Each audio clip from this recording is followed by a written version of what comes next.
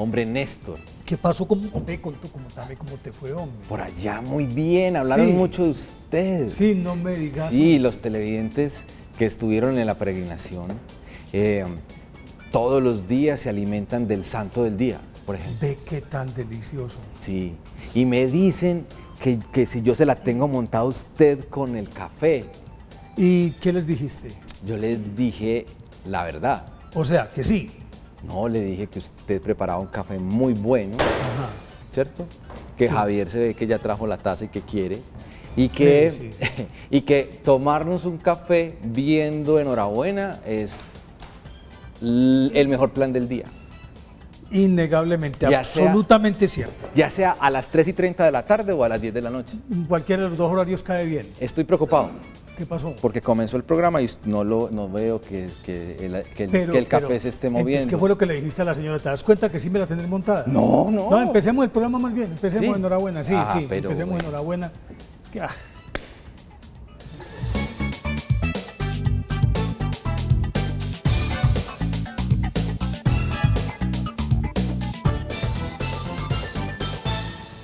no, pero yo sí soy muy de buena. No, venga, Resulta déjeme. que llegó el otro también a montármela por el café. Señor Juan Manuel, ¿cómo está? Bien, Le hombre, quiero doctor, preguntar, hombre. ¿usted cómo se ha aguantado durante tantos años al señor de rojo? ¿Hay alguna fórmula o algo así? Es que él respira olor de santidad. Por eso lo llaman Cristo Viejo.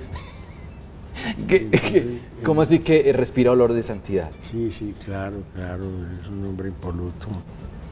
Y entonces uno le tiene que soportar. Usted sabe que los santos tienen sus mañas, ¿no, Arturo? Ay, María, hombre. Gracias por venir. ¿Cómo está, Juan? Muchas Pues gracias. yo sí soy muy de buena. Venga, no, pero bueno, A falta mientras- de uno o dos. Aquí está. Pero usted quiere café, ¿cierto? No, don pues Juan? sobre todo hay que Yo, preguntarle. sí, claro. La duda Sobre me todo hay que ofende. preguntarle. La duda me ofende. Don Juan, hoy vamos a hablar del Día del Idioma, ¿cierto? Sí. ¿Y eso de dónde viene? ¿Por qué celebrar? ¿Por qué festejar el Día del Idioma? Oh, eso tiene por lo menos mucho merecimiento, ¿no? Sí. ¿Por qué? Pues, hombre, porque es que el valor más grande que tiene la humanidad es el idioma. ¿Quién lo creyera? No es ni la ética, ni, bueno, lo que usted quiera de valores sociales. Porque sin idioma no hay nada. Ajá. Y sin idioma tampoco hay hombre. Porque si no nos relacionamos con el idioma, pues no hay... Sí, el idioma Humanidad. fue el que produjo la civilización, el que permitió que el hombre se agrupara, que el hombre formara comunidades, formara sociedades. Por eso decía muy bien Aureliano, el gran filósofo griego, Sí. Muchas gracias. don el Néstor. hombre es Pero me falta hombre. el azúcar para. Uy, Azúcar. hermano, No, le tocó sin azúcar, amigo. no, cuidado. ¿Qué decía Aureliano? El hombre es un mico que habla. El hombre es un mico que habla. Si no fuera por el idioma seríamos micos, pues con toda seguridad. Sí. Pues, Oíste, éramos pero- el 98% de cromosomas del chimpancé. Sí, pero no nos habríamos inventado alguna otra forma de comunicarnos. Es que en el universo todo es comunicación, Sí. pero a través de lenguajes. Y los lenguajes son limitados. Todos los animales tienen sus lenguajes, todos. Porque el lenguaje es una capacidad nada más de comunicarse. Pero en cambio el idioma es un trabajo de elaboración humana. Únicamente el hombre pudo haber inventado ese sistema de signos sonoros para formar palabras y crear abstracciones. Es decir, usted puede inventarse lo que quiera, el sistema que quiera, representativo, pero si no hay abstracción, no hay nada. Porque todo empieza por una idea. Todo empieza por un pensamiento. Pero Pero cada pensamiento tiene palabras. ahora el debate es al contrario. No. El debate es que el idioma formó el pensamiento. Siempre se ha dicho que sí, que el pensamiento fue primero. Ahora las últimas investigaciones y digamos que lucubraciones de gente muy estudiosa es el idioma el que verdaderamente forma el pensamiento. Entonces, a medida que el hombre va inventando ese sistema y lo va Sí. pues entonces se va perfeccionando también su manera de pensar el mundo, de nombrarlo y de describirlo. Por ejemplo, usted le va a dar las gracias a Néstor por ese café.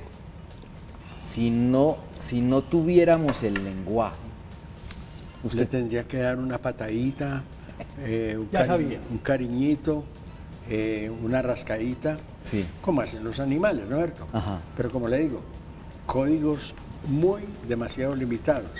En cambio yo le puedo decir, hombre, tan amable, tan querido vos, Ave María, hombre, por Dios, ¿cómo hiciera yo para agradecerte todo esto? Bendito sea mi Dios, ay, que mi Dios te proteja. Yo me puedo quedar ahí pegado, Sí. ¿no es cierto? Porque tengo un repertorio tan impresionante que el idioma es infinito. sí. Eso hizo, perdón. Que las dale, dale. palabras no se las lleva el viento. No, eso es mentira, sí, eso es verdad. Las palabras siempre quedan, ¿no? Sí, Claro. qué importante. Oíste, pero precisamente por eso el hombre, aparte de que aprendió a comunicarse con el otro, a mí me parece todavía mayor sortilegio que eso que comunica sea capaz de escribirlo. Es que ahí ya... Porque primero fue la tradición oral, pues, primero fue la expresión oral. Claro. Y entonces yo digo, que eso que está diciendo, Ni lengua- uno ninguna pueda traducirlo en fonemas, pronunciarlo, pero leerlo. Eso para mí es el mayor sortilegio, ¿no? Pues hombre, digamos pues que ese es el segundo invento, pero primero el idioma, ¿no? Primero el idioma. El idioma, además, ¿cuántas culturas hay que no tienen escritura, pues? Que se comunican, No hay necesidad, no tiene necesidad. pero no tienen que no escribirlo. es que sean atrasadas, pues, ni primitivas, porque no van a creer bobadas. Ajá. No necesitaron la escritura. Por ejemplo, los amazónicos. Los amazónicos tienen una forma de comunicar y de resguardar en la memoria todo lo que un hombre necesita para vivir. Sí, ¿Cómo lo hacen? A través de las plantas sagradas, a través de la coca y el tabaco, del yeraki y todo eso. Entonces con eso graban en el cerebro de un aprendiz lo que él tiene que aprender para la vida. Nosotros somos los que nos llenamos de basura. ¿Cuánta basura no le enseñaron a usted en la escuela, en el bachillerato y en la universidad? sí. Ave María, eso es peor que cierta sección que conozco yo por ahí. No. Oye, Ave María. Nuestro programa hoy se centra en cómo se forma un escritor. Por eso precisamente empezaba yo preguntándole a Juan, Sí. que para mí es un sortilegio que además se puede escribir y que haya unos signos convencionales hechos de tal manera. Pero segmentemos, a ver, partamos de esto. Primero representar, después crear. Eso sí. Representar es que para poder describir algo, ese algo tiene que tener un nombre. Y en el pensamiento vos no puedes pensar en la palabra mesa si no te la imaginas. Es más o menos la idea, la representación. No, pero hablando de la literatura, hablando de la... Sí. No, usted el ejemplo que me pone es correcto, pero yo hablo de lo siguiente. La capacidad de escribir es una necesidad que nació del comercio. Y si la necesidad de escribir fue una necesidad comercial. Los fenicios, Los fenicios. para hacer sumas y restas. Sí, no, pues los tipos eran capaces de vender una gana de estornudar. Ellos eran los países de la antigüedad, ¿no? Entonces ellos recorrían todo ese Mediterráneo, tenían una flota tremenda, ¿no? La flota más grande que había allá. Eran unos navegantes, pero impresionantes. Entonces ellos llenaron todos esos puertos y se dedicaron al comercio. Pero en el comercio usted sabe que hay leyes que vienen desde no sé cuánto. Y es que en el comercio usted tiene que fiar. Claro. El crédito. Claro. Entonces, ¿cómo es usted para tener en la cabeza cuánto le dejó a un sujeto, a un comprador? ¿Cuánto de aceite de oliva? ¿Cuánto de cerveza? ¿Cuánto de cerámica? Había que plasmarlo ¿Cuánto en de- alguna parte. Ajá, había que... Los fenicios entonces. Exactamente. Ahí comienza todo. Eso. Pero ojo, pero ya los fenicios lo tomaron el alfabeto cuneiforme o eso es aparte. Ellos El cuneiforme de los ellos babilonios, Lo pues. inventaron, no, ellos lo inventaron, no. Ellos tuvieron el mismo alfabeto cuneiforme. Es que lo del alfabeto cuneiforme era simplemente porque como no había papel, entonces había que escribir sobre tablitas de arcilla, y entonces con un martillito que tenía un triángulo en la punta, Sí. en forma de cuña, Un estilete. sí, ellos pegaban el martillacito y entonces hacían cuñas y formaban signos gráficos, porque eso es gráfico. Claro. Eso se ve, ¿no es? Entonces, lo interesante de eso es que era fonético. O sea, el sonido está representado por un signo de eso. Eso es lo más impresionante que hay. Porque después otros hicieron otras cosas, ¿no? Pero eso sí me parecía muy impresionante. Coger un sonido Y volverlo letra. y ponerle Pues, A eso me un refería grafema. ahorita cuando te decía al principio que para mí era un sortilegio. Eso sí Que me- uno pueda decir una palabra, pero al mismo tiempo la pueda representar en el papel, Sí, y y que luego todos- al verla en el papel pueda uno retroalimentarla y volverla a pronunciar. Ah, eso sí, Para mí eso es... eso es increíble. Cuando usted dice alfabeto cuneiforme, Cuña. ¿a qué se refiere? de cuña, De cuñas. De cuñas. que es más babilónico, ¿cierto? Cunis, cunis sí, en latín, sí. Es babilónico. Ustedes Hombre, fueron es mesopotámicos. Sí, de todas esas culturas, de todos los sumerios y de todo eso. Los sumerios. Sí, esos que estaban ahí, ¿no es cierto? Pero los fenicios hicieron muy buen uso de eso, ¿no? ¿Oíste, Juan? El primer escritor que uno puede decir que en efecto lo era, escritor. ¿Quién fue? ¿Heródoto? ¿Homero? ¿Quién puede uno decir que fue? No, este más antiguo. Más antiguo que Homero. Es claro. Por ejemplo, Sun Tzu escribió El arte de la guerra mucho antes que Homero y que... Sutsu. Lo que pasa es que nosotros no conocíamos la escritura china. Claro, no, eso viene de antiguo. Lo que pasa es que... Por eso se dice que la epopeya ¿Cuántas veces quemaron la biblioteca de Alejandría? la quemó Julio César, la quemó Diocleciano 5 veces. y la finalizó Omar, el hijo Omar. El califa Omar fue el último, Ahí. porque hasta Mahoma estuvo por allá, ¿no? ¿Cuánto se perdió ahí? Todo el conocimiento, ¿Cuánto se perdió? 700.000 rollos. ¿Cuánto se perdió en Bagdad? Más, todavía más. Tenía más Bagdad que Alejandría. Sí. Bagdad fue la ciudad preciosa del oriente, eso fue lo máximo. La hicieron tan perfectamente planeada que era una ciudad redonda, y entonces tenían su archivo, un archivo histórico impresionante. Esa ciudad fue destruida por los tártaros, por todos los mongoles, pero lo que se llevaron en documentos antiguos, Sí. no. Entonces el eso- primer escrito sí se puede decir que es el código de Hammurabi, ¿o no? No, que va, hombre, Antes del código de Hammurabi. es el primer De código Sargon. escrito más bien, ¿no? Pero ya... Pues- No, a eso me refiero, escrito. Eso sí, eso Nuestros sí. televidentes comienzan a participar también, Claro. porque hoy la idea es hablar de los escritores. ¿Usted cuál escritor prefiere, admira, consume toda su literatura? Ya don Luis está participando a través de la línea telefónica 018-051-8282 o en el 448-4142. Esperamos sus llamadas también a nuestro programa Enhorabuena. ¿Cuál es ese escritor que usted admira? También en el WhatsApp 305-316-6560. Don Luis, bienvenido. Hola, muy buenas tardes a don Juan Manuel Serna, hombre, obviamente el profesor de los profesores, a don Néstor Armando Alzate, por supuesto. Juan Néstor Armando Alzate no lo puede uno dejar atrás tampoco, porque vea, el uno sin el otro no forman nada. ¿Se imagina? Exactamente, no, de verdad que Y pelean todo el pero tiempo, muy eso es complacido, increíble. hombre, cuando escucho al profesor Juan Manuel Serna, obviamente Néstor Armando Alzate, por supuesto, mi amigo mi amigo de tantas tardes también, y a usted, por supuesto, don César Giraldo, nuestro presentador, que espero desde luego pues no le cargue no se la cargue mucho usted a don Néstor Armando con lo del café, hombre, y que algún día usted también se digne parar y servirlo. Es una orden. Es una orden. Él ya casi No, sube los altares. No, de verdad que muy especial en la tertulia, y sobre todo por la fecha que estamos celebrando, que se celebraba ayer, don Juan Manuel Serna sabe, obviamente, pero que ya por obvias razones en muchos colegios e institutos en Colombia y en todo el mundo creo que se está celebrando hoy.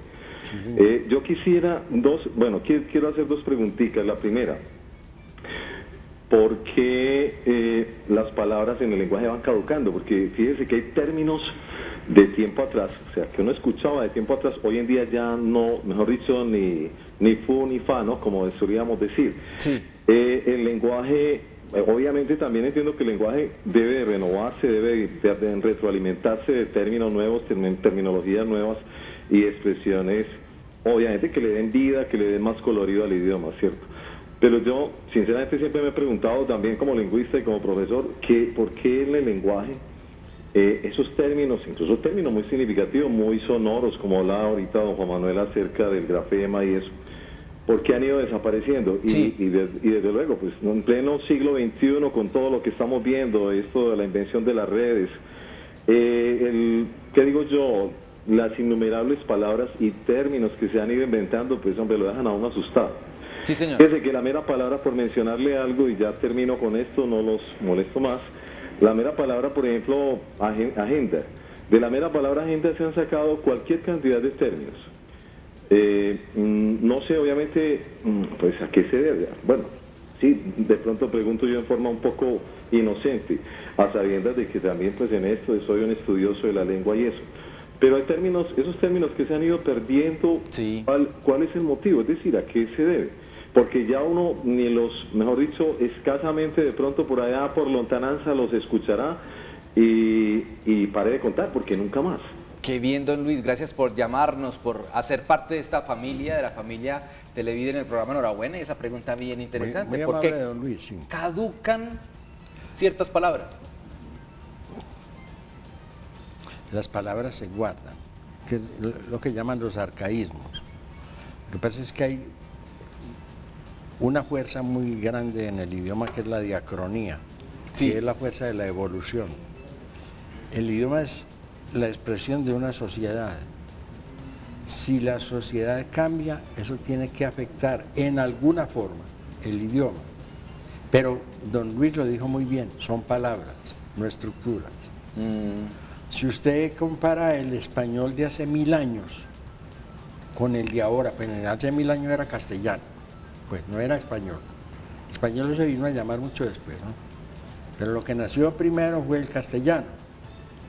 Si usted compara estructuras de hoy con estructuras de hace 1000 años, están intactas. Ajá. Estructuras gramaticales, o sea, el armazón. Los que cambian son los pájaros, la jaula no. Sí, las palabras entran y salen al idioma como en un aviario. Sí. Entonces, ¿qué es el idioma? Un gran reservorio, un gran depósito, en donde el usuario toma de ahí lo que necesita. Entonces yo hoy necesito una palabra como, por ejemplo, computador, o necesito una palabra como chip, Cassette. o necesito, ya no, ya esa no Ya la di- necesito, ya también esa, está. ya esa se guardó, Sí. ya esa pasó al anaquel.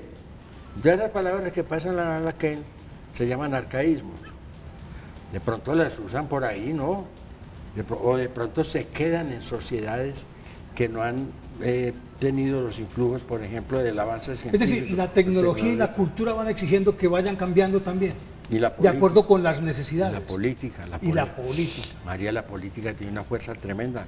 Por ejemplo, cuando triunfó la revolución comunista en Rusia, se prohibió y además no se volvió a usar la palabra señor.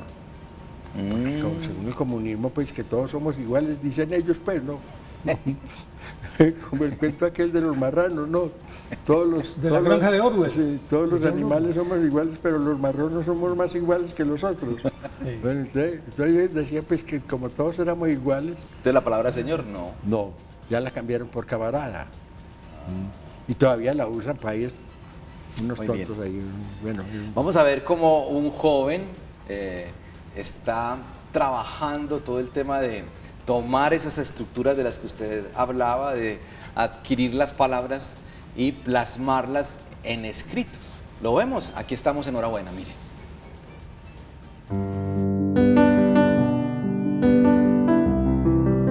¿Por qué soy escritor?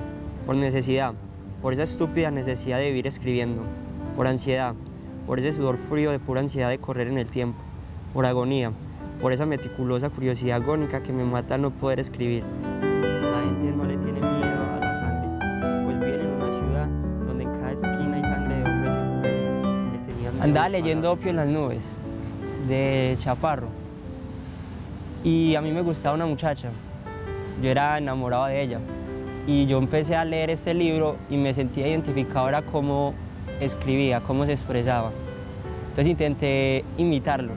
Yo dije, si él escribe así tan bacano, voy a hacer lo mismo. Empecé a escribir y ahorita lo leo y no me gusta, pero en el momento en que lo estaba leyendo era pensando en ella y sentía era que me iba desenvolviendo en palabras que me sentía corto. Cada vez que iba escribiendo sentía ese alcance de este escritor y empecé a sentirme identificado. Pero ya mi rumbo no fue por ese lado de poesía para ella, sino para mí o para el mundo. Entonces en ese momento yo escribía para ella, pero decía, ¿para qué si ella no lo va a leer? Entonces yo escribía algo de unos 10 renglones a 5 y paraba. Y lo leía y lo dejaba así en la nada y no continuaba. Luego llegaban los momentos, después de un tiempo, llegaban esos momentos en los que yo sentía un boom de escribir y me salían otras 3 cosas, o otras 2 y paraba. Ahora, después de unos 3 años, yo ya cojo una idea y empiezo a ver qué puedo hacer, a ver la ruta que tengo.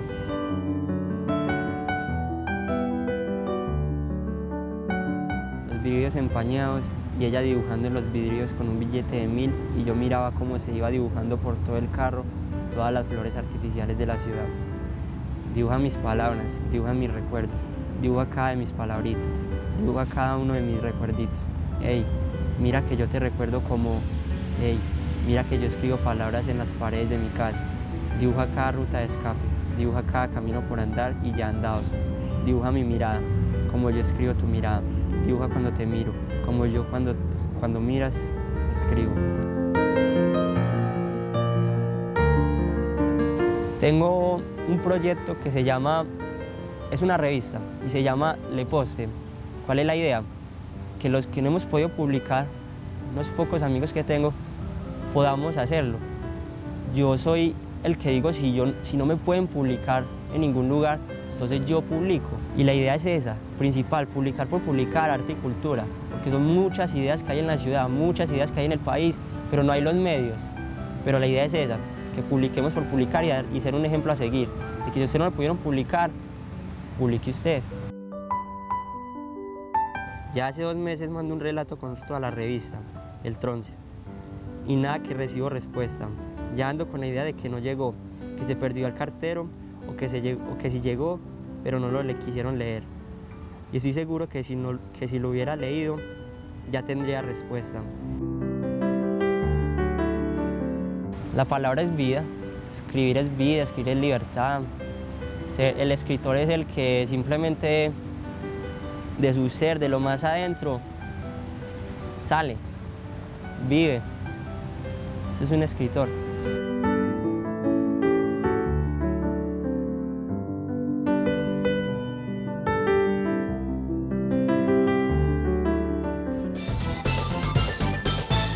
Y cuando veíamos la nota de este joven escritor, de un muchacho que no llega a los 30 años, Daniel, Néstor decía, es que al final todos somos escritores, ¿o qué? sí, yo le traslado esa pregunta a Juan. Yo pienso que todos los que estamos aquí, cualquier persona, el que coja un papel y escriba es un escritor, pues podría parecer como una verdad de perogrullo o una estupidez de mi parte. Pero yo creo que todos tenemos siempre algo que contar y algo que escribir, ¿o me equivoco, Juan? Mire, por eso el relato tiene tanta importancia. El relato. Todo comienza con un relato. ¿Terminó o no? No, yo tengo tinto, tranquilo. Siempre está el contador, ¿no? El contador de historia, el contador de hechos, el contador de situaciones. Y eso se plasma, ¿no?, en el escrito. Ahora, ¿qué es lo que hacen los escritores verdaderamente, los que tienen la inspiración, los que tienen ese numen, pues esa capacidad? ellos, primero que todo, crean un lenguaje. Es muy importante eso. Hay un lenguaje literario. Y es un nivel altísimo de la lengua, ¿no? Es decir, el que lo maneje es porque ha trajinado o está muy inspirado, ¿no? Sí. Porque ellos pueden inventar palabras, ¿no? El escritor, eso que llaman las licencias poéticas, eso le da a usted licencia para que invente palabras, para que las transforme, para que las deforme, para que haga lo que quiera. Porque ese es el artista, es como el pintor. Como cogía Picasso, por ejemplo, en una figura y la despedazaba y la volvía nada. Yo me acuerdo que la madre Laura, ¿cierto? Nuestra santa colombiana, pues se inspiraba, miraba la naturaleza, miraba, por ejemplo, las hormigas, cómo iban formando su nido, cómo iban haciendo todo ese trabajo, y ella desde ahí empezaba a escribir y escribir y escribir, y creo que de ese estilo del que usted hablaba, de esa inspiración, pues llegará a ser doctora de la iglesia en algún momento. Es que sí, la inspiración es muy importante. Entonces, todos podemos escribir, todos, desde que uno sepa. Pero ya, ¿cuál es la calidad del artista, del verdadero artista literato? El que es capaz de recrear una realidad. Pero también hay unas normas. O las normas a la hora de la verdad, siendo importantes, ¿es más importante la capacidad creativa del individuo? Yo creo que es más importante la creatividad, porque a veces la sola utilización de términos no es suficiente, ¿no? Es el caso, por ejemplo, del Quijote. El Quijote es un libro que es un libro de viaje, ¿no? Casi todos los libros importantes del mundo son libros de viajes, ¿no? Entonces, ¿qué es lo que hace? Es relatar esas etapas de un soñador en su viaje imaginario, pero también refleja una sociedad. No la refleja, sino que la recrea en su obra. Cuando el que escribe es capaz de eso, entonces ahí sí se sale únicamente del término relator o contador o cronista para volverse un verdadero escritor, un verdadero literato. Sí. Oíste, no, terminaste. Sí. Es que lo que pasa es que contar una historia es algo que todos lo hacemos. Estaban diciendo ustedes ahorita mientras servía el tinto, todos contamos historias. Y la forma de contarla es una forma de escribirla. Perdón por lo que estoy diciendo y tal vez voy a cometer aquí un gran error, pero es una forma de escribirla oralmente. Es que hay literatura oral, eso no es problema. Entonces cuando una persona va a escribir, siempre y cuando eso que escribe sea comprensible, sea emocionante, sea agradable, es una buena obra, ¿o me equivoco? Claro que sí, ese es el ideal de belleza de Aristóteles, hombre, ¿no? El ideal de belleza de Aristóteles, pulcra sunt, quae visa placent, o placent, pues. Las cosas bellas son las que nos causan placer. Porque hay algunos escritores que son técnicamente de aquí a Polonia, pero son como algunos músicos que saben leer la partitura, son unos virtuosos y les quitan la partitura y tienen oído de artillero. Hay algunos que técnicamente saben mucho, pero... O no transmiten. Sí, por eso. No pasa nada. Escribiendo entonces, perfectamente, ¿no? Entonces ya es esa pugna que hay entre fondo y forma y fondo. Que hay libros muy mal escritos, pero que tienen un tremendo fondo, ¿no? Impresionante, ¿no? Por ejemplo, leas el Príncipe de Maquiavelo para que vean qué fondo tan impresionante el de eso, ¿no? Y son libritos chiquitos, pero no unas cositas, pero tienen unos contenidos impresionantes que transforman la humanidad. En cambio hay libros llenos de muchas bellezas, digamos, lingüísticas, muy rimbombantes. Demasiado, pero entonces por dentro no hay nada. No dicen nada. Entonces esa compaginación o ese equilibrio que debe haber entre el fondo y la forma también es muy importante para la literatura. Ahora, ¿el crítico qué hace? El crítico lo que hace es tomar una posición. Por eso todo crítico es subjetivo, pues, ¿cómo puede ser un objetivo frente a una obra de arte, hombre? Si a mí me gusta, hombre, ¿qué? Pasa lo que le pasó a los ladrones que entraron a la casa del maestro Pedronil Gómez. Sí. La señora de él no le gustaba la pintura de él, porque él era como impresionista, o bueno, él tenía un cuento viejo, ahora él era modernista. Pero a la señora le gustaban eran los paisajes que aparecían en esos almanaques que venían, esos picos nevados, esos paisajes de pinos y de tal. Entonces ella, al lado de las obras del maestro, mandaba enmarcar esas litografías y las colgaba ahí. Entran los ladrones a la casa del maestro de Aranjuez a robar. Y entonces estos son los bonitos. Y se robaron toda la litografía. Y se llevaron la litografía. Scalaverni, ¿cómo era? Sí. Juliano Scalaverni, creo que era que llamaba, algo así. Sí, entonces llevaron las obras del maestro intactas, las que valían, pues, ¿no? Sí, señor. Pero por Dios, un ladrón, ¿qué va a saber, hombre? Que una obra ya... WhatsApp, claro, mensaje de WhatsApp, aquí estamos, enhorabuena, 305-316-6560. Mi escritor favorito es Mario Mendoza. Las cosas que he vivido, me identifico con las cosas que él escribe. Mi nombre es Doris Espinel, soy de Bogotá y me encanta Televid. Obviamente, enhorabuena. Gracias, Doris, por estar con nosotros. Acaba de recibir el premio Cervantes, ¿no? Mario Mendoza. Lo bueno es y qué delicioso escritor humorístico y satírico. Lo bueno es lo que le gusta a uno, sí, eso es lo bonito, lo que le gusta a uno. Oye, si fueras a compaginar un escritor que vos digas, la técnica es perfecta y lo que escribe es perfecto, ¿en quién pensarías? Lo tengo, porque lo he traducido. Robert Louis Stevenson. Nada. La isla del tesoro, el extraño caso del Dr. Jekyll y Mr. Hyde. Ajá. Es decir, el que quiera aprender a escribir, pues, en este sentido de la concordancia, es el escritor perfecto. Sí. No le sobra una coma, no sobra un adjetivo. El adverbio es el que es, todo perfecto.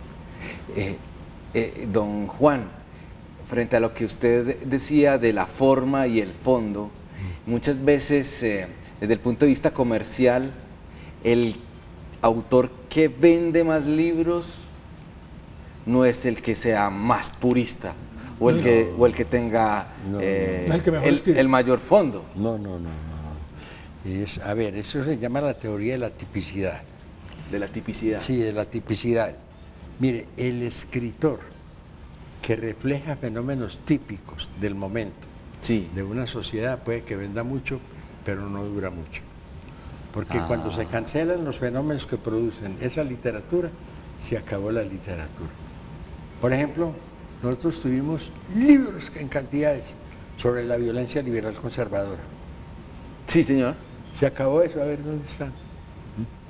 Excepto los que hayan sido como escritos como investigación, como el caso de Ardumaña Mendoza. Pero son ensayos. Pero ya es otro cosa, pero no literatura, no novela. Sí, claro.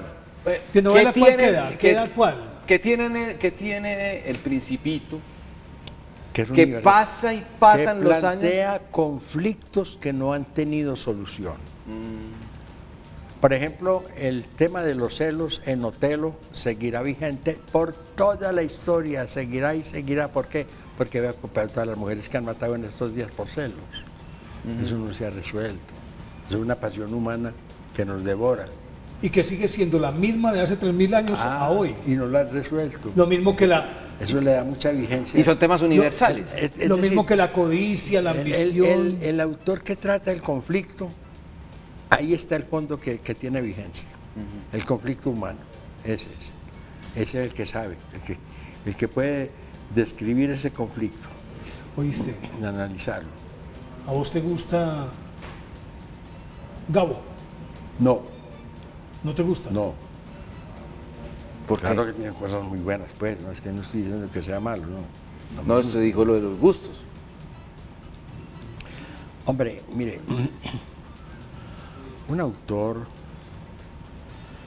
no puede ser tan rimbombante, hombre. Él plantea esa epopeya del Caribe, del Caribe. De Macondo. De todo florido, todo lleno de exuberancia y de cosas, ¿no?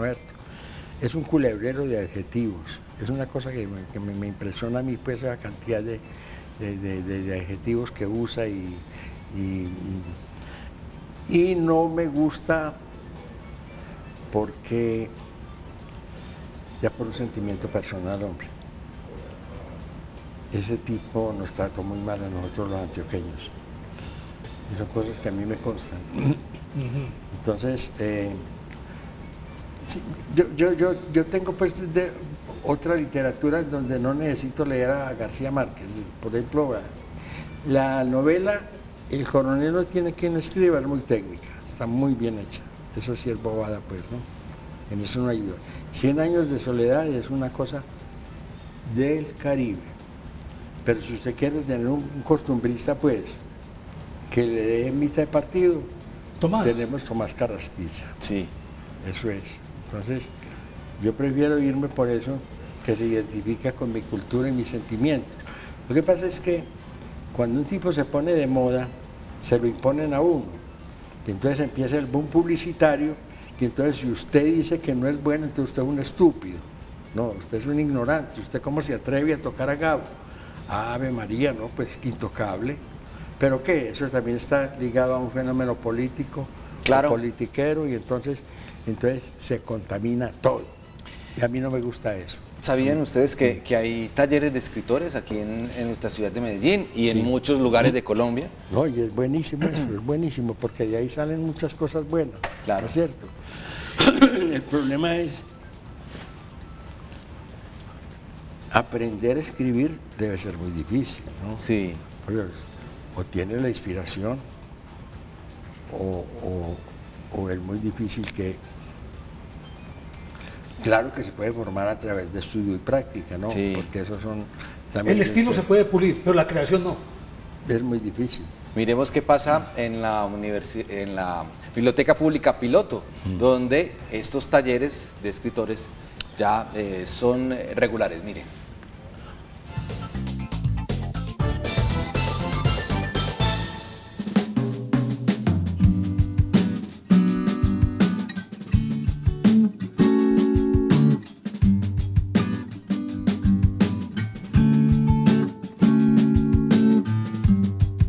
Los talleres de escritores de la Biblioteca Pública Piloto son 6 talleres en el momento.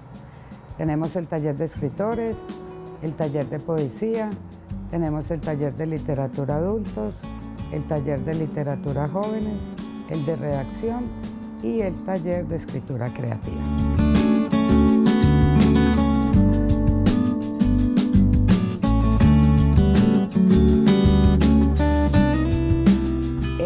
El fondo editorial de la Biblioteca Pública Piloto lo integran unas colecciones especiales de periodismos, textos que tienen que ver con la parte patrimonial de la biblioteca, como es el archivo fotográfico, y textos que se producen en los talleres literarios, orientados pues por cada uno de los directores.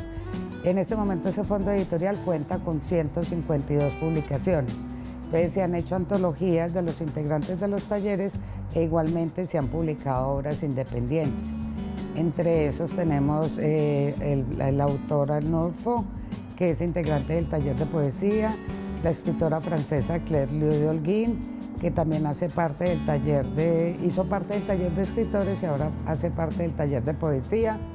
Con el taller de literatura de adultos se han publicado 2 antologías también, que recopilan pues como los trabajos de los que integran esa parte del taller.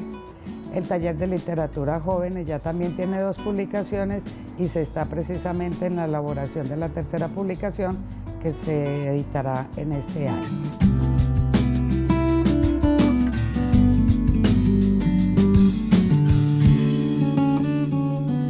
Desde la Biblioteca Pública Piloto queremos invitarlos a que formen parte de los talleres literarios de la biblioteca. Son talleres que se hacen anual o semestral y toda la información de inscripciones y costos la encuentran en el sitio web de la biblioteca www.bibliotecapiloto.gov.co.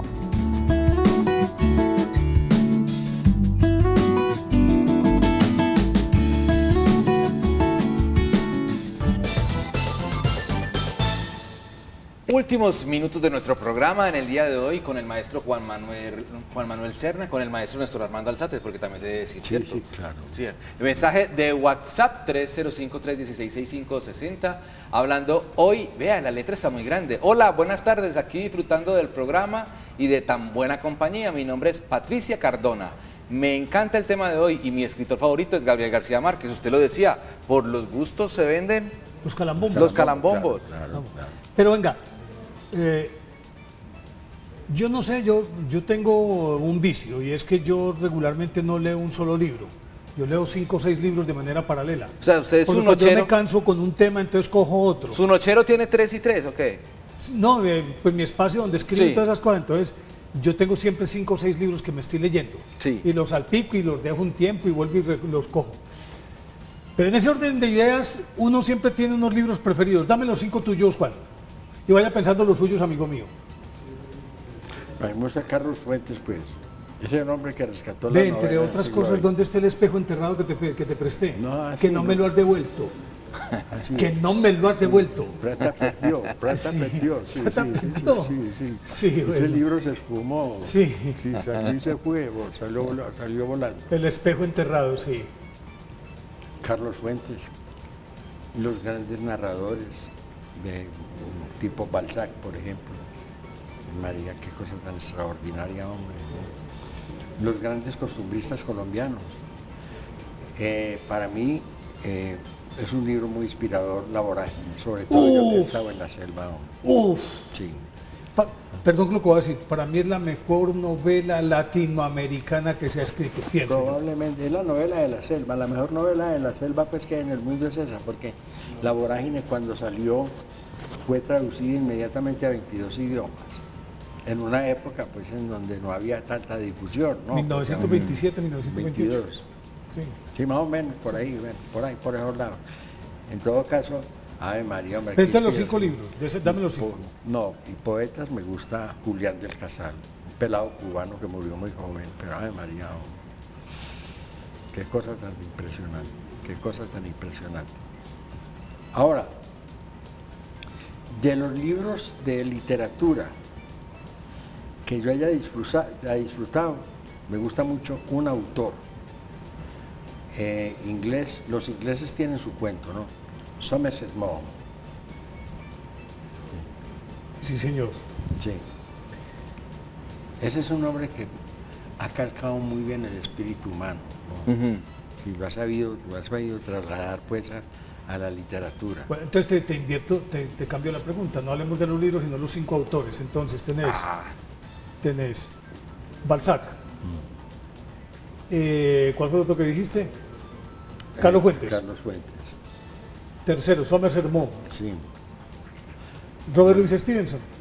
Pues claro, se me gusta mucho, pero más por la perfección del idioma nuestro. Claro. Y en ese mismo orden de ideas, si usted León quisiera... de Grey. Y León de León. Grey. Y habló de Tomás Carrasquilla. Si usted quisiera que un televidente empezara a acercarse a buenos escritores, a buenos libros, ¿por qué no empieza como a entregarnos Pues, 2 o hombre, 3 que recomendaciones? no se meta en Honduras, que lea los relatos de los grandes relatores, Ujú. como Julio Verne, por ejemplo. Uf. Ah, De Julio Verne, ¿cuál es el que Emilio más te gusta a vos? Salgari. Ah, ¿Cuál es el que más te gusta? yo creo que de La Tierra a la Luna, hombre, por Sí. predictivo y por... Yo me quedo con Miguel Strogoff. Bueno, no, eso sí es una cosa extraordinaria, ¿no? Como drama. Sí. Pero es que lo que predijo Julio Verne Sí. en De la Tierra a la Luna, eso es exactamente Predijo lo hasta que el pasó. internet. Predijo Predijo hasta el el internet. internet, todo. sí. Ahora los 5 tuyos. No, yo le voy a decir 3 que estoy leyendo en este momento y que me gustan mucho. Y yo le decía a usted que a mí me gusta la literatura más que de diversión, es la que me forma. Entonces estoy con 3 libros. Uno se llama La estrategia de la servilleta, es cómo lograr plasmar ideas en una servilleta, las ideas más complejas. El otro es Los mapas mentales de Don Tony Buzan, cómo organizar una idea en el cerebro, ¿cierto? Y lo tercero, no me acuerdo exactamente del nombre, pero estoy estudiando cómo reacciona el cerebro a diferentes momentos. Entonces, lo que estoy haciendo... Pura literatura científica. Es lo que me... Claro. Yo quisiera, y le pregunto muchas veces a Néstor, desde lo personal, venga, la diversión para mí no está en la lectura. Para mí la lectura es la formación. ¿Cierto? Está en el aprendizaje. En el aprendizaje. Quisiera hacerlo y tengo que ponerme como en la tarea y en el reto de decir, voy a disfrutar un libro simplemente para divertirme. Y no, para mí, no sé si es desde mi formación, para mí la literatura lo que hace es formarme, ¿cierto? No sé si es claro, válido el camino. Claro, claro. Ahora, para los muchachos, hombre, léanse los cuentos de los románticos, ¿no? Los hermanos Grimm, Hans Christian Andersen, por Dios, sí. es lo más formativo que hay. Porque es que también ahí está plasmada una historia de la humanidad y del género humano, del ser humano como tal. Está con unos símiles hermosos, pues, ¿no? Entre otras cosas. Las fábulas, hay que leer fábulas, por Claro. Dios, ¿no es cierto? Esopo, Iriarte. Mucho, no, La Fontaine. Samaniego, La Para mí Fontaine. La Fontaine es el más perfecto de todos, ¿no? 30 segundos para decir sus 5 libros. Me quedo con Siddhartha de Hermann Hesse, Siddhartha. Miguel Strogoff de Julio Verne. Miguel Strogoff, Siddhartha. Pero ¿por qué se me fue? Los tenía ahorita aquí. Usted tiene de Don Tomás, ¿o no? Tomás Carrasquilla, toda la obra de él me gusta. Pero así pues que libros que... bueno, Tagore. Como autor, a mí Tagore me... Hemos dicho, ahí están los 5 con Tagore. Tagore bien, es... sí. Además de ser un gran místico, la forma de escribir es Y además sublime. Era un gran hispanista. Sí, además. Dominaba el español. Claro. ¿Sabe cuál es la tesis de grado de él? Sí. Sobre el libro Platero y yo de Juan Ramón Jiménez. Otro libro para empezar a leer, para llevarle a los niños. Platero y yo. ¿Y sabe qué? ¿De quién era el papá espiritual? De Mahatma Gandhi, nada más ni nada menos. Don Juan, Hombre, gracias por doctor. venir. No, pues muchas gracias por la invitación. Cuídese mucho. Ahí perdona lo del café, ¿no? Ahí disculpa. No se preocupe, no se preocupe, por peor las Muy cosas queridos los dos, ¿no? Estoy buscando más a devolver el espejo enterrado. Nos vemos mañana. Enhorabuena, hasta pronto, ¿Cuándo me lo vas a gracias. devolver? Pero no, tranquilo. No, pues que necesito que me lo entregues, No, hombre. más bien te lo entierro.